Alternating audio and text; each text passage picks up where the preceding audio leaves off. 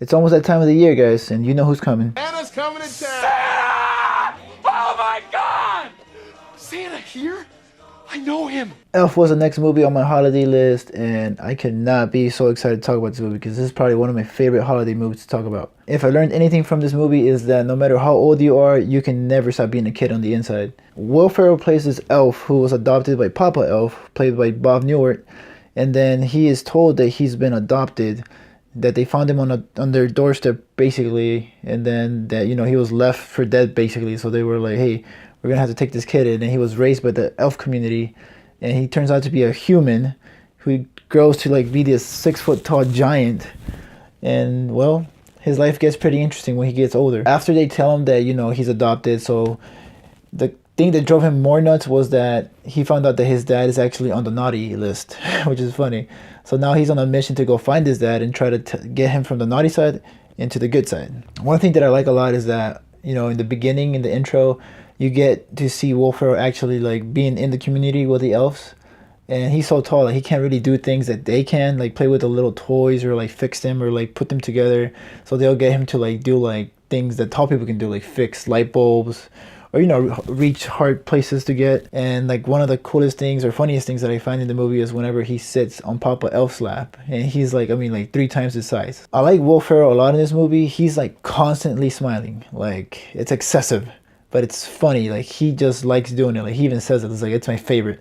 And then the other thing is like, he's never met his dad, but he loves him. Like just knowing that he has a dad somewhere, it's just like, he just loves that idea. He tells him constantly too. Like he's like, I love you though.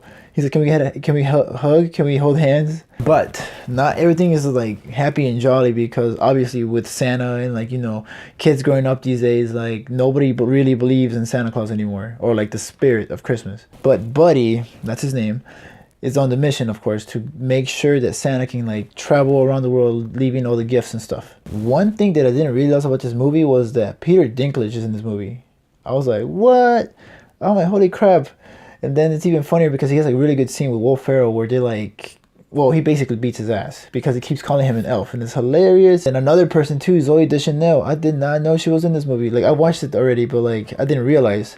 And she plays the new girl in the show. New Girl. She's Jess, and I didn't realize it because of the blonde hair. And now that I think about it, I'm like, I think I like her in blonde hair better.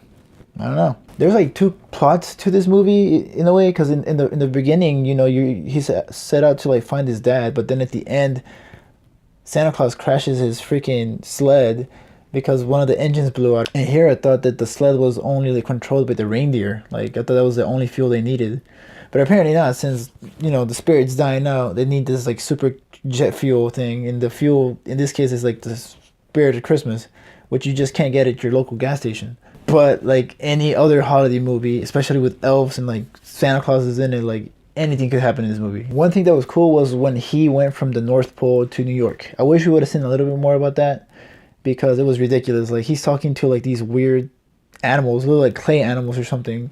I don't know what he was smoking, but like it was crazy. And I remember he left the North Pole and then went through like a candy cane land place, and then ended up in the rainforest, got attacked by a raccoon, and then somehow got to New York.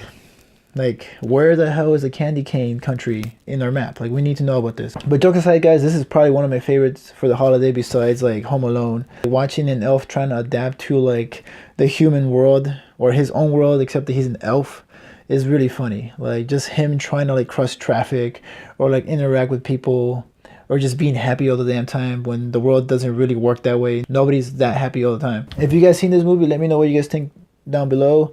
If you haven't, then well, what are you waiting for? Like this video, subscribe to my channel for more. I may do one more video on a holiday movie if I have time. So if you have any suggestions, leave them down below. Make sure to check out my La La Land review. It's up here. You can click the eye or check one of these links right here to the videos. Subscribe to my channel, guys. So till next time, stay tuned. Why are you smiling like that? I just like to smile. Smiling's my favorite.